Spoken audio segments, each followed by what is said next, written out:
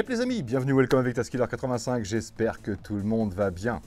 Vous aimez la nature, vous aimez les voitures radiocommandées, vous aimez le high-tech, vous aimez le FPV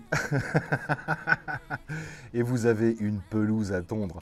Cette vidéo est pour vous. J'ai testé aujourd'hui un robot tondeuse de chez Mamotion, la Luba 2 AWD 1000. Donc ouais, c'est pas habituel, mais j'ai craqué. Quand j'ai vu la technologie embarquée sur ce petit joujou, je me suis dit, il faut absolument que je teste. Et je vais vous avouer quelque chose, le fait qu'il y ait du FPV, ça a énormément joué dans mon choix. J'ai pas énormément de terrain, hein. Je dois avoir, je suis sur 500 mètres carrés de terrain, mais j'ai en tout 150 mètres carrés d'herbe, c'est même pas de la pelouse. Mais quel bonheur, quelle facilité d'utilisation. Tout le monde connaît ce genre de robot tondeuse où vous devez soit installer des lasers, soit enterrer un fil tout autour du périmètre de la zone à tondre. Et là, je sais de quoi je parle. En cas de rupture du fil, je vous explique pas, il faut tout déterrer. Enfin bref, là, on a une nouvelle technologie. Ce robot tondeuse, je l'appelle Johnny Five à cause de sa petite tronche, ce robot tondeuse a vraiment des spécificités impressionnantes. Je vous montre tout de suite l'unboxing et juste après, on en parle. Alors, découvrons ensemble cette Luba 2. On a un petit livret. Ici, petite notice. Un stylo. Je pense pas que ce soit un stylo. C'est une antenne. Et fusible, je pense. La tête satellite pour le GPS. Note. Petit pare-choc sensitif. Nos deux piliers pour la colonne GPS. On a un gros transfo énorme, ça doit être pour le garage, la station de charge. 25 volts de 7 ampères, 176 Wh. Ah, ça doit être pour fixer la station de chargement, j'imagine, ou le pilier, je ne sais pas trop. On verra ça. Il y a un truc caché. Les petits yeux de notre Johnny 5. Numéro 5 est vivant. Et voici l'engin. Un petit transfo, encore une fois. Là, c'est du 12 volts 2 ampères. Des petits accessoires, on en parlera plus loin. Du câblage, pas mal de longueur de câblage. Et le petit tournevis pour mettre dans la boîte à outils. Oh là là là là, c'est énorme. Encore un peu de câblage ici. Et là, je pense qu'il faut que je soulève ça pour avoir accès à ce qu'il y a en dessous, tout à fait. Voilà donc notre station de charge. Et voilà notre petit garage à tondeuse avec les petits câblages. Un beau carton pour mon chat.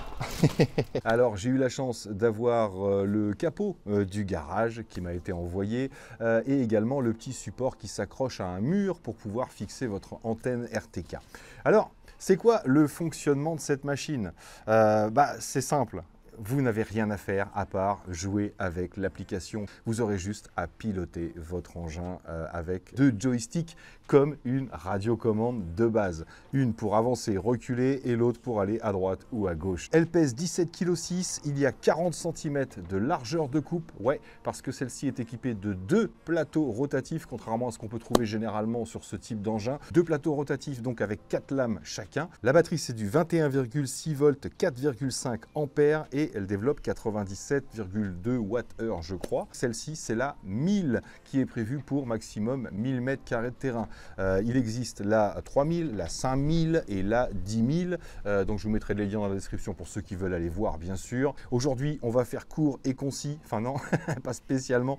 Je vous ai tout fait. Vous allez avoir la totale, vous allez voir comment ça fonctionne. Donc quand vous l'avez sorti du carton, il y a quelques trucs à installer dessus. Je vous montre ça et on se retrouve ici. On va commencer par installer la petite tête de vision avec ce petit tournevis qui est fourni également.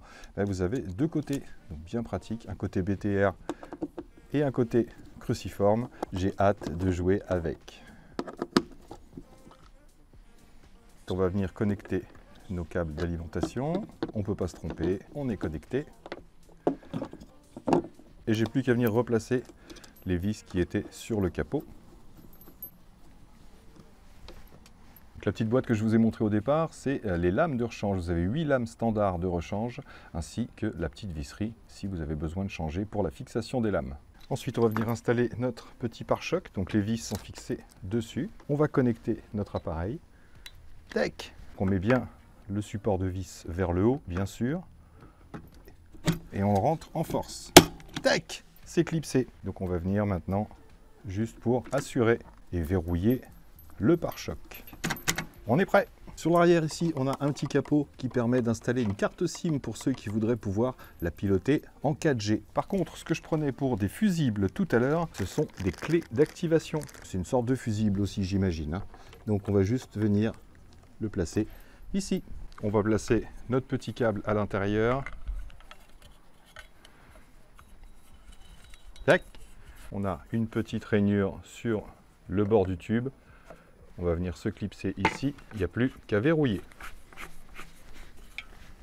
Il y a 2 transfos de fournis, donc vous ne vous servirez que du gros transfo si vous relayez cette antenne à la station de charge. Par contre, si vous installez l'antenne à, je ne sais pas, on peut aller jusqu'à 5 km, mais si vous l'installez beaucoup plus loin que la station de charge, il y a ce petit transfo qui permet d'alimenter simplement l'antenne GPS. Moi, je vais me servir d'une seule alimentation. On n'a plus qu'à visser notre deuxième morceau. En aluminium, je précise, et on va pouvoir aller installer tout ça. C'est parti.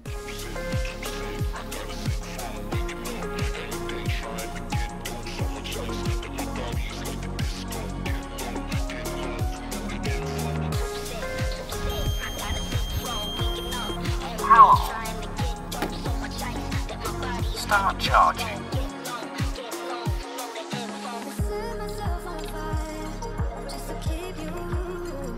Donc je vous l'ai dit, vous allez pouvoir la piloter comme une voiture radiocommandée pour faire vos périmètres, pour délimiter vos petits chemins, pour délimiter vos no-go zones, là où il ne faut pas aller tondre parce que c'est interdit. Et vous allez pouvoir la piloter également en tondant manuellement. Vous allez pouvoir faire vos tontes en manuel pour des choses un petit peu plus précises par exemple.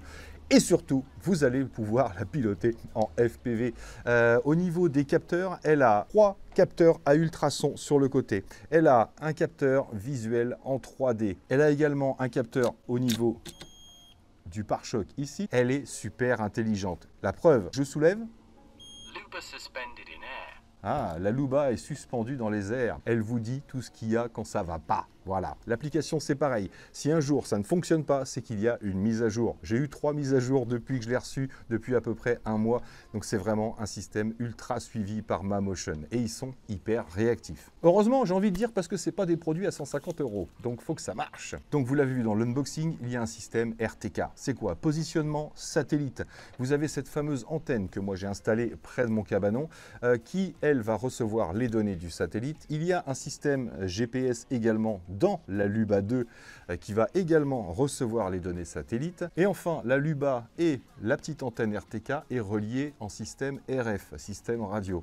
Ça veut dire que non seulement on va avoir un positionnement ultra précis au centimètre près une fois que vous aurez tout délimité grâce à ces 2 positionnements satellites, mais en plus, si jamais vous passez par exemple sous des grands arbres ou sous une tôle ondulée ou autre, que la Luba, elle, ne capte plus les signaux satellites, eh bien, elle va passer en communication RF avec l'antenne qui peut émettre, elle, jusqu'à 5 km. Et enfin, si jamais il n'y a plus de signal satellite, une fois que vous avez tout configuré, eh bien, elle va se positionner avec ses évitements d'obstacles, que ce soit sonar, visuel ou tactile. Elle n'est jamais perdue. Elle retrouve toujours son chemin et elle sait par où passer. Elle m'a bluffé, franchement, elle m'a bluffé. J'ai vu déjà des robots tondeuses chez des amis ou de la famille, mais c'est la première fois que je vois un engin comme celui-là autant autonome. C'est hallucinant. Pareil, batterie intelligente. Un simple exemple, la dernière fois, il me restait à peu près 30 mètres à faire, mais la batterie est arrivée à 15%. Et à 15%, ça vous prévient sur l'application, la machine part se recharger directement à son petit garage, à sa station de charge. Donc, on était en train de discuter avec de la famille, c'était le jour de mon anniversaire. On a vu la petite machine passer et retourner se charger. Et quand elle est remontée aux environs des 45-50%, figurez-vous que toute seule, elle est ressortie et elle est repasser pour aller finir les 30 mètres qui restaient pour enfin revenir se recharger. J'ai halluciné. La charge est rapide, ça se fait en environ 2 heures si vous êtes à 15%. 2 heures après, vous êtes pratiquement à 100%. Donc c'est ultra rapide pour celle-ci, puisque c'est la 1000. Et en fait, 1000, 3000, 5000, 10 000, c'est les mètres carrés qu'elle va pouvoir faire, entre guillemets, donc l'autonomie de la batterie. Et c'est pour ça que le prix augmente. De l'une à l'autre, c'est simplement la capacité de la batterie. Sinon, les fonctions sont exactement la même. Donc bien sûr, elle va être compatible avec les systèmes de maison intelligentes comme Alexa, par exemple. Vous allez pouvoir dire Alexa, ton la zone numéro 2, blam, et ça, la machine va fonctionner toute seule. Elle va fonctionner également si vous partez en vacances, puisque vous allez pouvoir, vu qu'elle a été reliée au Wi-Fi et qu'on peut même installer une carte, je vous ai dit, une carte SIM à l'arrière pour qu'elle soit pilotée en 4 ou 5G, non 4G, pardon, vous pourrez la piloter à distance sur votre lieu de vacances, vous pourrez lancer vos tontes, tout bêtement. Et j'ai même envie de dire autre chose. Vous allez pouvoir prendre le contrôle à distance de la machine en manuel, simplement pour jeter un œil autour de chez vous et avoir le retour FPV sur votre smartphone directement. Vous pouvez surveiller votre maison. Elle ne va pas aboyer, elle ne va pas attaquer les cambrioleurs. Mais vous allez pouvoir faire le tour de votre maison, même si vous êtes à 500 km, et ça, c'est top. Bon, j'ai fait quelques petits tests. Je vous envoie ça, tous les périmètres, etc., tous les réglages. Mais juste avant, je vais quand même vous parler de l'application. Donc, tout en haut, vous voyez que le positionnement optique est bon, la batterie est bonne, 86%, le Wi-Fi, etc. Tout est OK. Les notifications, on s'en fiche. Ça, c'est à chaque fois que vous avez fait un petit changement sur la machine. Le petit bonhomme avec le casque, c'est pour contacter le service client. Et on a également des paramètres tout en haut à droite. Vous avez les informations sur la machine, le firmware. C'est ici, si la machine ne fonctionne pas, que vous aurez une petite flèche et qui vous dira il faut faire un upgrade de firmware. Et ça se fait en direct, en ligne, bien sûr. Et ensuite, vous avez les informations sur le robot ou sur l'application ici. Et sur le robot, on peut avoir accès au joystick pour la commande. Pas de tonte les jours de pluie. Pourquoi? Parce qu'il y a, non seulement elle est reliée au Wi-Fi et au satellite, donc elle va avoir la météo approximative autour de chez vous, mais il y a également ici deux petits capteurs métalliques dans une mini cuvette. Ça veut dire que si vous programmez de pas de tonte les jours de pluie et qu'elle sent qu'il y a des gouttes d'eau qui viennent ici, que ça fait contact, automatiquement elle va rentrer à l'abri. Mais je vous rassure, elle est complètement étanche aux projections d'eau, donc vous pouvez tondre sous la pluie si ça vous amuse. Donc ensuite, pas mal d'options, mode 0 turn pour qu'elle tourne sur place. Alors pareil, 4 roues motrices avec des moteurs dans chaque roue très puissants. Donc elle fait du déplacement sur place. Les petites roues à l'avant sont équipées de petites roulettes pour pouvoir tourner sur place justement. On a des petits amortisseurs ici, ce qui fait qu'elle va prendre comme il faut jusqu'à 5 cm de dénivelé si vous devez descendre un petit trottoir par exemple. Elle va s'adapter. Le réglage de coupe se fait automatiquement depuis l'application. Et même pendant qu'elle est en train de tondre, vous pouvez changer le réglage de la hauteur de coupe. Donc ça, c'est vraiment top. Route directe, c'est pour rentrer directement à la station de charge ou alors passer par le périmètre des zones que vous avez programmer, supprimer la carte, code d'appairage, etc. Haut-parleur, c'est pour entendre ce qui se passe tout simplement. Vous pouvez lui dire de se taire. Donc ça, c'est les options qu'on peut régler. Ensuite, on va pouvoir directement, donc on a appareil, service et profil. Ça, on s'en fiche. Ce qui nous intéresse, c'est l'appareil. On va entrer dans la carte ici directement. Voilà, et comme vous pouvez le voir, moi j'ai délimité mes zones, donc vous pouvez le déplacer comme vous voulez. On a la station de charge avec l'antenne RTK, puisque moi l'antenne est fixée sur la station de charge. Faut pas que je clique sur retour en charge parce que sinon elle va dégringoler de la table. Et tout en bas, vous avez tondre, bien sûr. Donc si je fais tondre, en fait, ça va me mettre dans les programmations et c'est ça qui va nous intéresser. Vous allez pouvoir programmer tout de suite ou par semaine ou une date spécifique ou un intervalle fixe. Donc ça, vous allez pouvoir tout programmer à l'avance. Si vous partez en vacances, vous pouvez le programmer. Et ensuite, on a pas mal de réglages. La hauteur de coupe, bien sûr, qu'on va pouvoir régler sur celle-ci de 25 à 70 mm. La vitesse de coupe, de fonctionnement. Ensuite, la forme que vous voulez, grille, quadrillage, etc. pour la tonte de votre pelouse. Ensuite, vous avez l'espacement des chemins. Donc, c'est le chevauchement, en fait, qui est sur chaque passage. Toucher direct, toucher lent, moins de contact et pas de contact. Ça va être les capteurs. Si vous mettez toucher direct, elle va simplement attendre d'avoir touché quelque chose pour se reculer et faire un petit peu le contour. Toucher lent, c'est la même chose, sauf qu'elle va ralentir avant d'aller toucher quelque chose. Et ensuite, vous avez moins de contact et pas de contact du tout, où là, elle ne va surtout rien toucher. Elle va tout esquiver dès qu'elle va approcher d'un obstacle. Tour de tonte côté patrouille, ça c'est le nombre de tours que vous voulez faire avant d'attaquer le centre, tout simplement. Et commencer la progression. Si par exemple, vous vous êtes arrêté à 25% d'une tâche que vous aviez programmée, vous allez pouvoir reprendre à 24 ou 25% pour reprendre là où vous en étiez. Et enfin, vous allez choisir la zone que vous voulez, que vous voulez tondre. Moi, là, j'ai délimité en 4 zones. Là, elle me met impossible d'atteindre les zones parce qu'on n'est pas dans la zone de tonte. Je suis dans un endroit qui n'est pas répertorié pour elle. Forcément, sur la table, je n'ai pas répertorié. Donc voilà pour toutes les programmations. Et ensuite, bien sûr, vous pouvez avoir un aperçu de ce que vous avez programmé avec tous les petits traits, etc., les endroits où elle va passer. Vous voyez exactement, ce qui fait que vous pouvez modifier au fur et à mesure. Et ce qui est top, c'est que dès que vous faites une modification sur votre programmation, le temps va changer puisqu'elle va vous donner le temps et le nombre de mètres carrés. Et le temps change au fur et à mesure. Vous savez exactement combien de temps va prendre la tâche. Donc voilà pour la programmation. Et ensuite, bien sûr, on a le contrôle en manuel, les tâches. Donc là, c'est pareil, vous allez rentrer dans les tâches, c'est la même chose en fait. Et la carte ici, pour pouvoir faire vos réglages et vos programmations. Mais ça, vous allez le voir dans ce que j'ai fait juste après. Donc voilà, pour le fonctionnement de cette application, elle est vraiment ultra complète. S'il y a des questions, bien sûr, vous me mettez dans les commentaires. Tout de suite, les tests. Alors, j'ai mis ma tondeuse au point de départ de ma première zone. Donc, Task Area Planning, c'est parti. Je commence à délimiter ma zone. Je pars en marche avant. C'est vraiment très, très intuitif au niveau de la commande. Hop, je m'arrête là et c'est vraiment très réactif. Hop, c'est vraiment ce qui va remplacer le fait de devoir enterrer un fil tout autour du périmètre, puisque là on délimite le périmètre. Là j'ai passé aux roues arrière, hop, je fais mon petit demi-tour. J'aurais même pu aller un peu plus loin. Je vais jusqu'au contact, hop là. Elle a senti le contact, je recule un petit peu. Et c'est parti, je longe ma petite bordure. J'espère que la caméra va suivre. Je peux accélérer, regardez, hop. Mais c'est plus difficile. Ça, c'est bien pour la tonte directement en manuel quand vous la pilotez. Vous pouvez aller à la vitesse que vous voulez. Mais là, pour délimiter les contours, c'est mieux d'être pas trop rapide. Ici, on va stopper. Hop. Donc bien sûr, je peux avancer en tournant. Hop, je vais reculer là pour me mettre bien d'aplomb. Voilà, et je repars en marche avant en longeant la bordure. Je laisse quelques centimètres, c'est pas toujours évident, mais ça se fait plutôt pas mal. C'est vraiment instantané. Roue arrière, hop, je tourne. Et là, je vais venir longer les petites dalles. La caméra suit toujours. Voilà. Et là, je peux faire mon demi-tour. Ici. Hop. Ça suit. Voilà.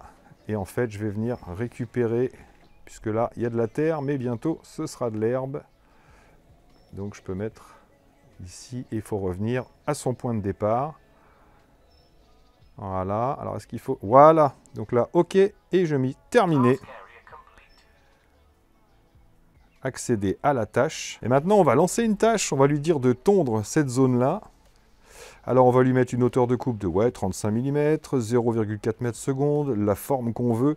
Elle va commencer par le périmètre, bien sûr. Je vais mettre sur moins de contact. Et le reste, c'est bon. Donc, c'est parti. Démarrer. Il a tout checké. Start working. Et là, on a même le petit tracé directement. Alors, est-ce qu'elle s'est coincée dans la palette, là, direct ? Alors quand elle sent qu'il y a un truc qui ne va pas, elle se repositionne tout simplement. Là, elle a réglé la hauteur de coupe.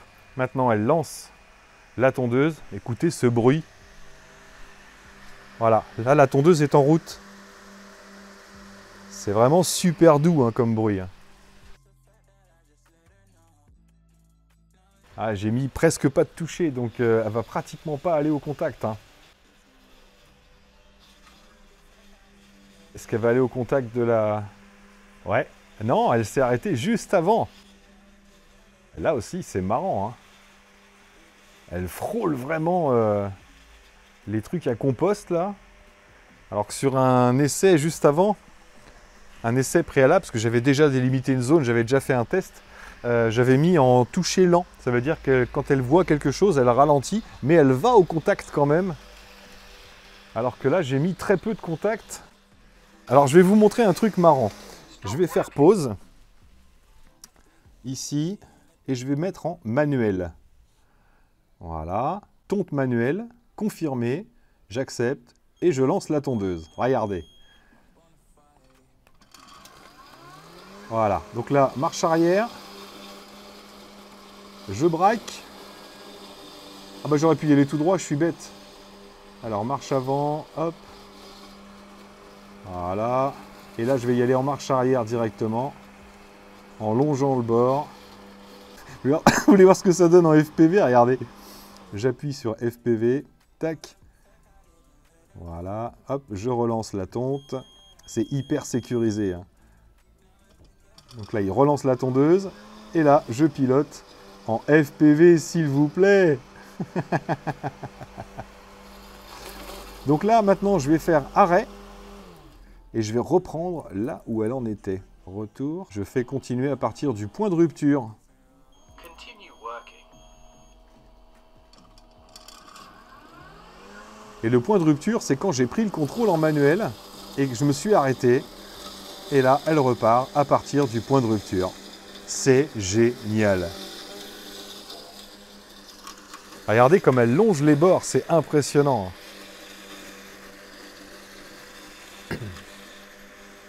Ah, là, elle est passée trop près, elle force un peu, donc elle se décale, hop, et elle y retourne. Est-ce qu'on peut mettre en FPV pendant qu'elle est en train de tondre? Bonne question, mon capitaine. Oui, regardez ça. On voit en live ce que voit la tondeuse. C'est hallucinant.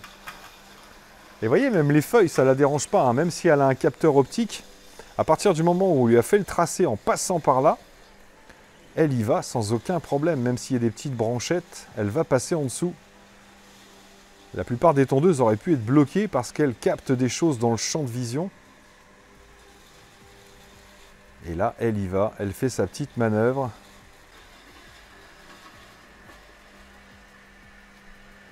Ah, il y a une petite balle par terre. Ah, je ne l'avais pas vue. Ah, ben elle l'a évité.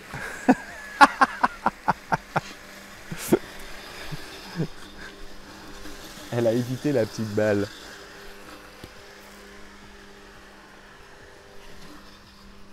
Ah, je suis passé dans la caméra. Non, elle suit toujours, c'est bon.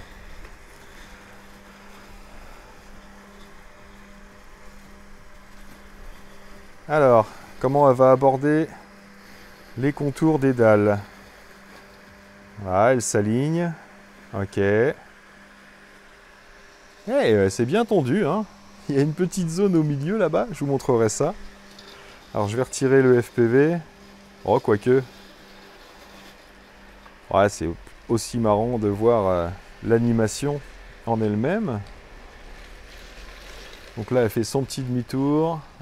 Ah, la caméra, je ne sais pas si elle va l'avoir encore. Hop, je l'ai recadré. Et donc, elle a fait son petit tour.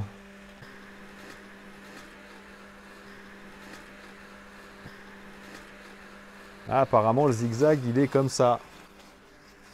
Alors là, on a une grosse touffe, là. Hein. Là, je sais pas si vous la verrez à la caméra. Là, on a une belle touffe ici, là. Allez, allez. Il n'y a plus la touffe.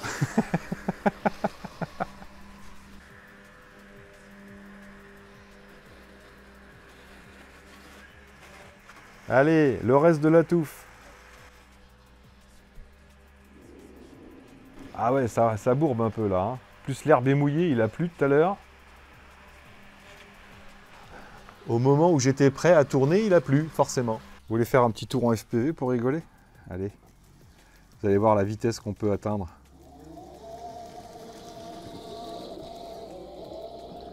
Voilà, là je suis à fond. Ça rigole pas, hein? Là, il y a besoin de tondre. Hein.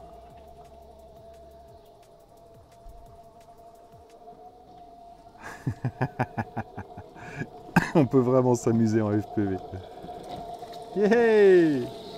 Allez, petit retour à la station de charge. Je clique sur l'icône chargement et je fais confirmer. Et là, elle se retourne automatiquement.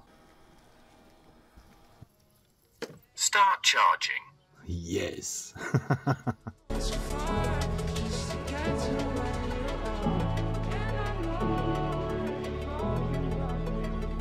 Task area complete.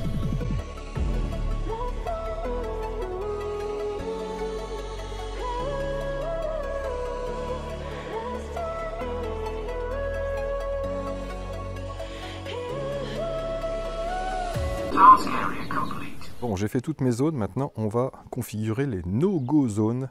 Là, on n'a pas le droit d'aller. Donc la première no-go zone, c'est ce pylône-là. Et la deuxième, là que je vais programmer, c'est ce petit massif de fleurs, tout simplement. Donc, je place le robot tondeuse au début de la no-go zone, ici. Tac. Et je lance. Et voilà. Et maintenant, je planifie ma no-go zone. Donc je fais le tour de mon poteau en douceur. Voilà.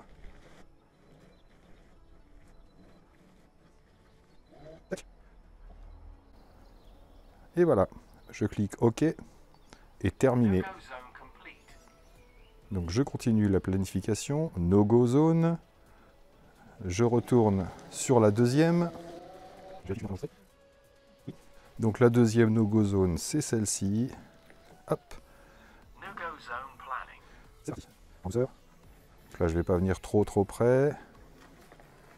Mais je suis quand même à 10-15 cm du massif. Ça va super précis. Voilà, je tourne. Et normalement, je vais être... Ok. Terminé. Voilà.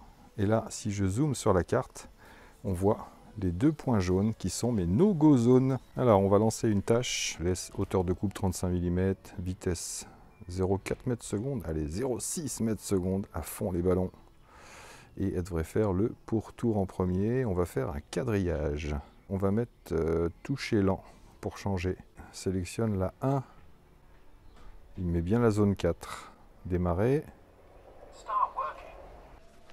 Donc elle a réglé sa hauteur et elle est partie. Donc vous voyez la hauteur de l'herbe. On a vraiment une belle hauteur là. On va bien s'en rendre compte.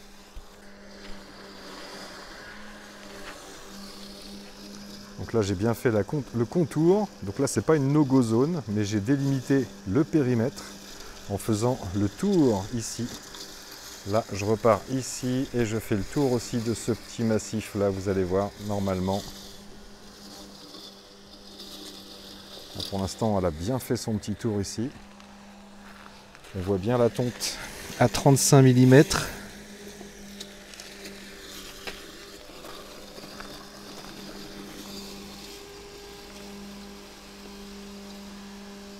se met bien le long des graviers.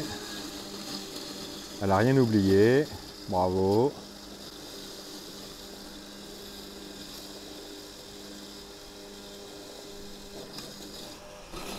Elle réfléchit à chaque fois, c'est marrant.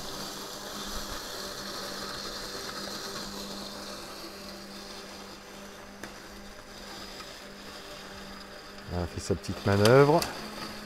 Petite accélération. Ah oui, j'ai mis 0,6. Je suis au maximum de la vitesse de tonte en automatique. Donc je pense qu'elle va accélérer quand il n'y aura pas les pourtours à faire. Elle a bien fait le tour du massif, hein. C'est excellent. Et là, on est dans les gravouilles. Elle fait bien le petit arrondi que je lui ai demandé, c'est terrible.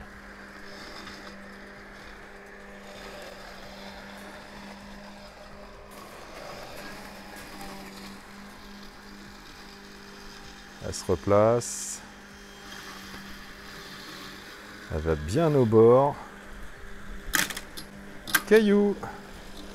Ah, j'aurais peut-être pas dû venir dans les cailloux en fait. Oh, ça va, c'est des petits cailloux quoi. Ça permettra de vérifier la résistance des lames. Alors, ce petit massif caillouteux. Ça patine, mais ça passe. Yes!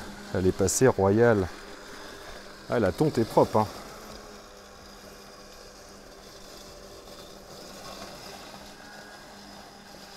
Excellent. Regardez ce petit contour qu'elle nous a fait là. Bon, je suis content avec le périmètre, c'est propre. Hein. Puis le bruit de cette tondeuse, il est hallucinant. Vous pouvez tondre le dimanche avec ça. Hein. Regardez ça. Ça passe au ras du rosier. C'est terrible.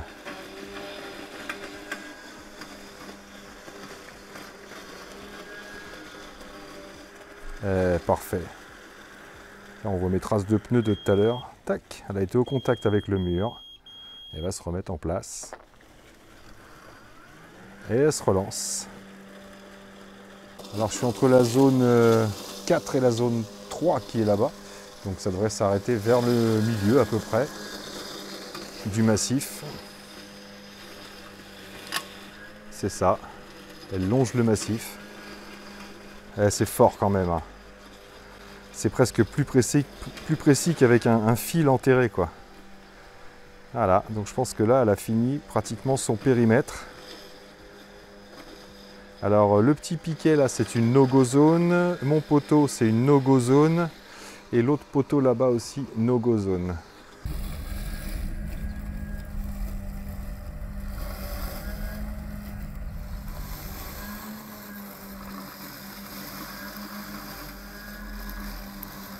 Allez, elle est repartie le long du mur. Regardez, j'avais frôlé le mur à 5-6 cm. C'est exactement ce qu'elle fait. Hein.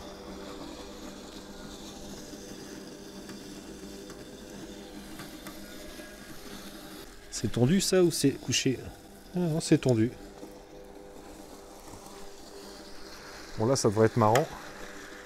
Là, il y a un braquage à faire.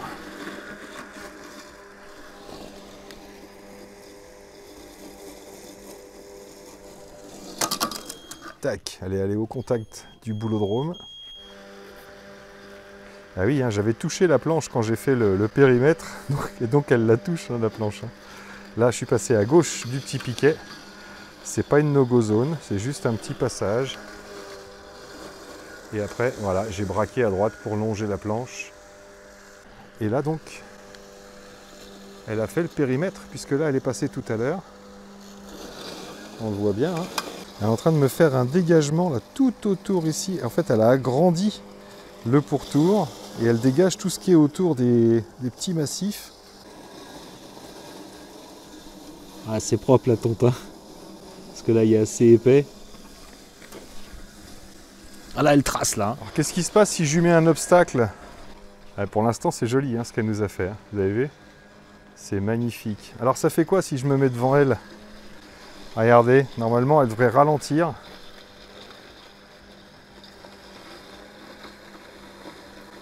Hop, contact. Et là, si je me pousse pas, elle va faire un contour.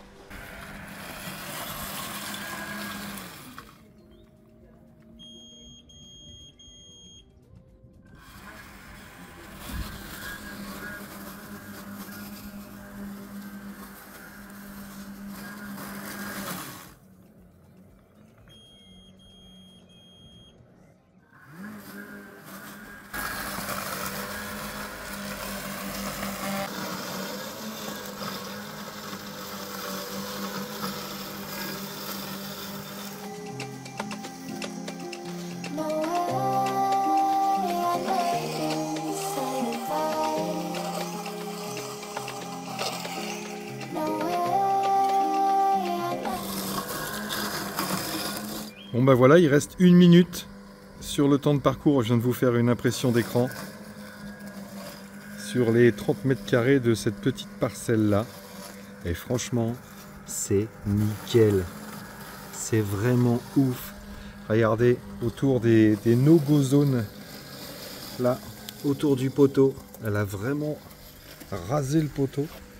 Le long du mur, il reste ouais, quelques touffes là, vraiment au ras du mur. Mais sinon, c'est vraiment propre. Regardez, la deuxième no-go zone, c'est magnifique. Ah, c'est top. On doit le voir par rapport à l'autre parcelle, là où il y a le trépied. Voilà, elle vient de s'arrêter encore autour de la no-go zone. Vous voyez, là, tondu. Et là-bas, c'est pas tondu. Ah, c'est énorme. C'est énorme la précision de cette machine, quoi. Là, cette touffe-là, je pense qu'elle la fera pas. Parce elle fait partie... ouais, elle fait partie de l'autre zone, tout simplement. Donc je lui ai demandé de retourner à sa station de charge. Je vous ai pas filmé tout le parcours parce que...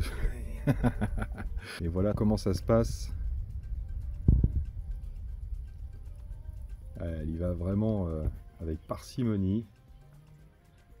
Sous son petit garage. Terrible. Start charging.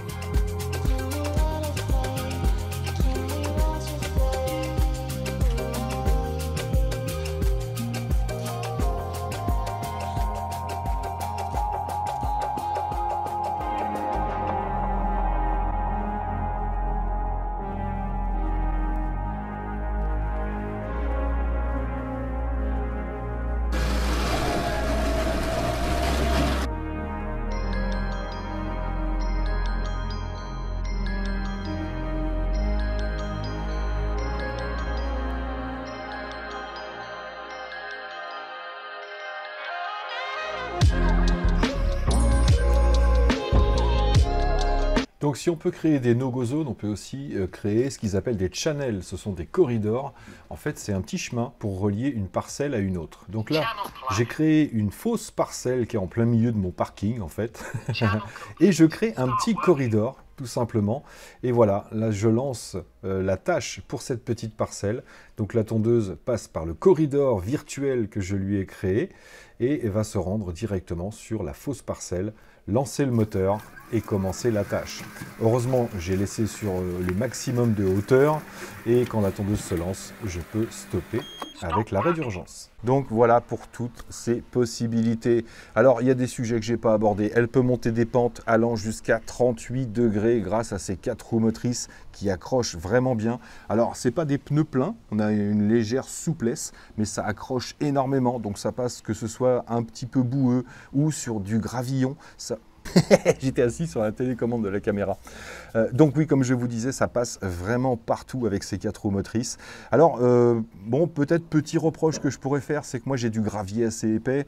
Quand ça tourne sur place dans le gravier, bah, ça creuse un petit peu les gravillons. Bien sûr, elle va continuer sa manœuvre jusqu'à ce qu'elle soit bien positionnée. Mais ouais, ça a tendance à chambouler un petit peu les gros graviers.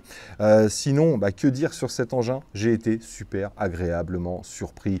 J'ai été sur le HUC, voilà, que ce soit la RC, enfin la façon de la télécommander comme une voiture radiocommandée, le retour FPV, alors bien sûr on est en dessous du 720p, c'est pas super propre, mais en tout cas il y a très peu de latence et c'est vraiment très sympa à piloter en FPV.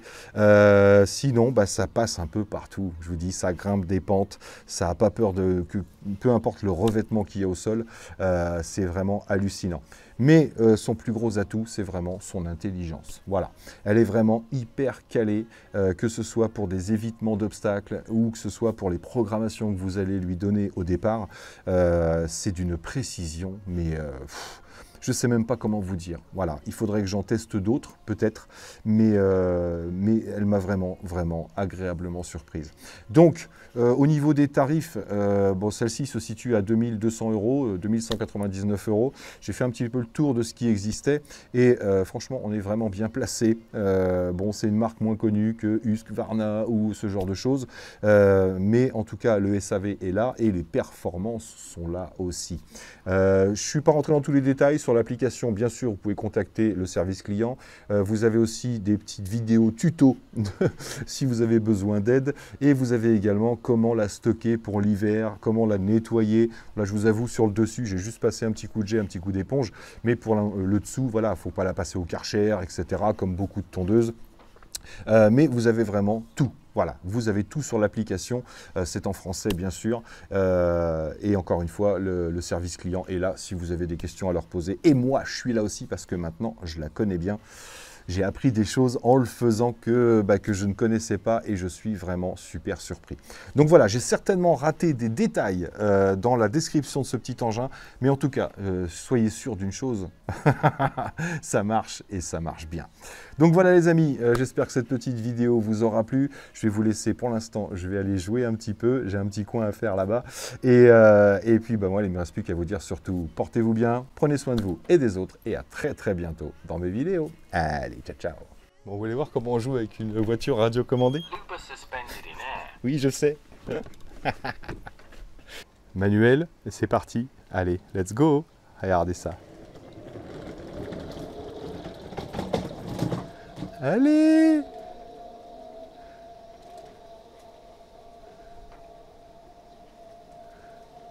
Et je la ramène. Hein. Là, je ralentis. Ça grimpe ou ça grimpe pas? Aïe!